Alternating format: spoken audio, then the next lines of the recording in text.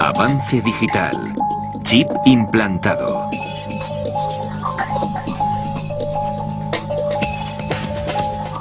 Olvidar las contraseñas del ordenador es algo muy corriente, pero puede que la solución esté literalmente a mano con implantes de chips de ordenador. Ahora, algunos fans de la tecnología en Estados Unidos se están poniendo chips de identificación por radiofrecuencia bajo la piel para poder usarlos para facilitar tareas cotidianas. El EM402 RFID Tag Q5 implantado en la mano de Mikey Sklar es tan pequeño como una ampolla de cristal que cuesta unos $2. Un médico realizó la operación en la cocina de Sklar. El chip seguirá activo durante unos 100 años.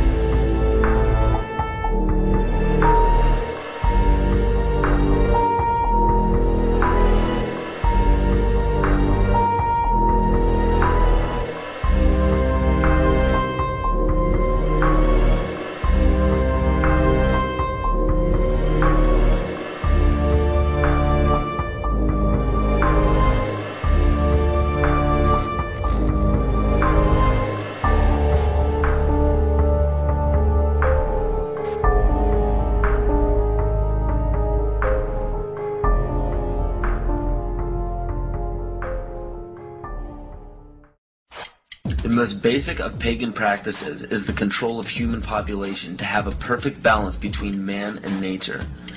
The goal is to bring the population down to 500 million, which is over a 90% reduction in humanity.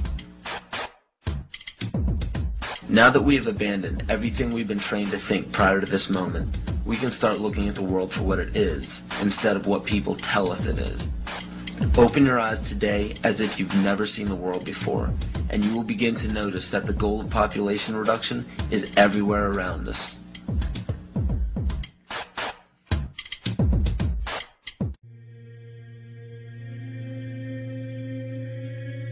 He who controls food controls the world. Well, they said in 1962, we're going to work toward total global implementation of Codex Alimentarius on December 31st, 2009. They were sort of guidelines. Now, Codex Alimentarius Commission is administered by the World Health Organization, WHO, and the FAO, the Food and Agriculture Organization. They fund Codex and they run it at the request of the UN. So they're mommy and daddy to Codex Alimentarius. In 1994, Codex, with no notice here in this country whatsoever, declared nutrients, put on your intellectual seatbelts, declared nutrients to be toxins. They're poisons. Under Codex, every dairy cow on the planet must be treated with Monsanto's recombinant bovine growth hormone.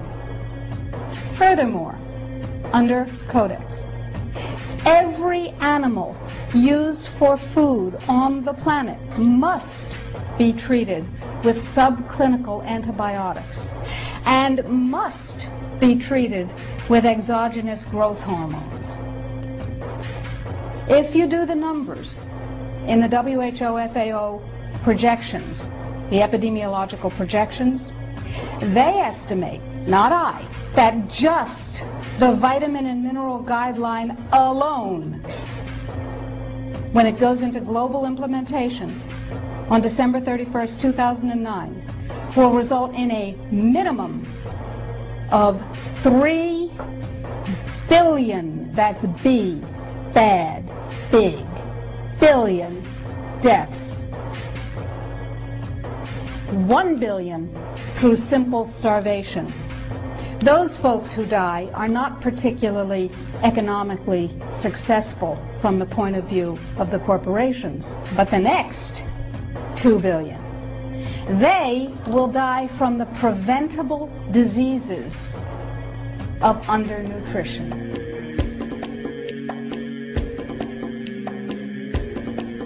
Aspartame, the artificial sweetener found in almost every low-sugar or sugar-free product on the market. First of all, aspartame is made up of 3 things: methanol, which of course is what produces blindness, aspartic acid, and phenylalanine. These are all poisons. Aspartic acid, of course, produces brain lesions. This was known back in the early 1970s. Methanol produces blindness. Phenylalanine is what you see in the brain, and in high dosage it produces trauma. We're not making this all up. The FDA did publish back in, I think it was in the 80s, they did publish the 92 potential side effects of aspartame. You cannot go to the grocery store now and buy any type of even regular sugar gum that hasn't had aspartame added to it. In the 1970s, Searle tried to get it approved, and they couldn't. It took them 3 separate times, because in their own studies with monkeys, large portions of them that were fed it died and contracted cancer. Now we have mainstream news articles, and the EU has done a major study finding lower birth weights, early birth, and yes, miscarriages from women that drink aspartame-laden soft drinks like Coke Zero. What is aspartame? It is the fecal matter of the E. coli bacteria. They took it and genetically engineered it. They can feed it toxic waste, and then it defecates aspartame. And it has so many bad health effects, it's just unspeakable.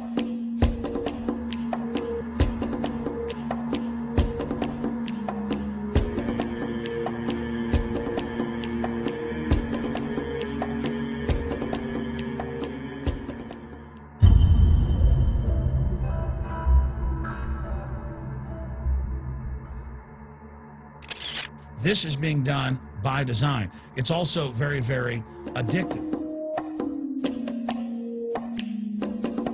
66% of United States residents' public water is fluoridated. It is known to have tremendous effects on bone cancer, joint problems, bone weakness, lowered estrogen and testosterone levels, and dental fluorosis, which is yellowing of the teeth and pitting in the enamel.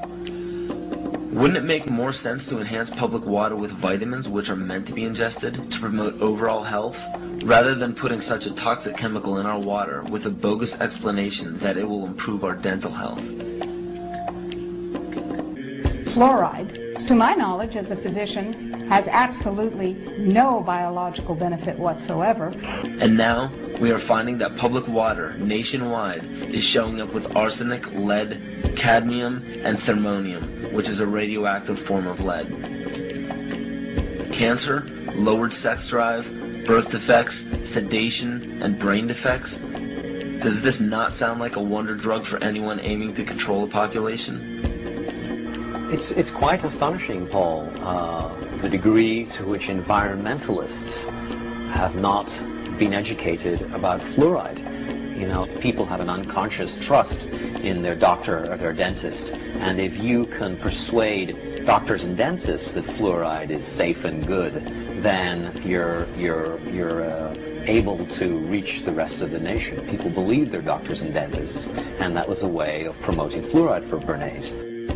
Fluoride was killing their cattle, destroying their crops. Fluoride given to rats had produced bone cancer and liver cancer, and that those results had been doctored to make it look as though fluoride hadn't caused as much cancer.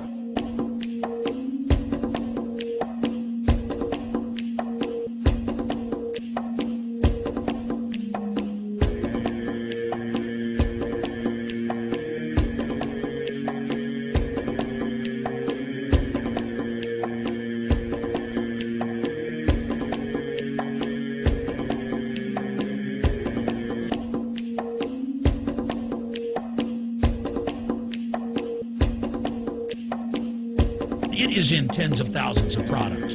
We can say no. We can stand up. But if you've got a neighbor giving fluoride water to their baby, please go over and warn them. If you've got a neighbor that's sitting there eating MSG-filled chips, one after the other, warn them. You've got a responsibility. If you know people that are feeding processed foods filled with GMO, warn them. And for God's sakes, don't give it to your own children. If you want to kill yourself, that's your own business. But don't hurt your children. Don't do this, ladies and gentlemen. You know cigarettes are bad for you. But just 20 years ago, the cigarette makers were getting up before Congress and saying it was a conspiracy theory that it was killing people. And then later it came out in their internal documents, they knew it was deadly. Ladies and gentlemen, I've seen the studies. Much of what they're putting in our food and water is far worse than even cigarettes, as bad as they are, one of the biggest killers in this country. This is a covert, soft kill operation.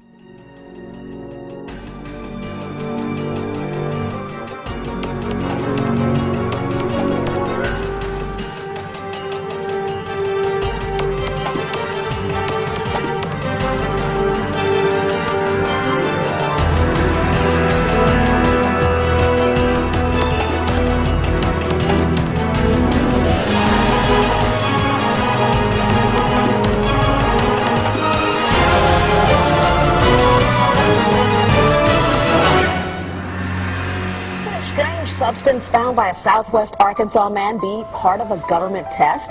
Well, that's the question at the heart of a phenomenon called chemtrails, now getting widespread attention. They begin as normal contrails from a jet engine, but do not fade away like a normal contrail. Soon after, he saw particles in the air. You know, because we'd see it drop to the ground in a haze. Nichols then noticed the material collecting on the ground. This is water and stuff that I collected in bowls. I had it set out in my backyard on my dad's pickup truck. KSLA News 12 had the sample tested at a lab. The results? A high level of barium, 6.8 parts per million, more than 3 times the toxic level set by the EPA.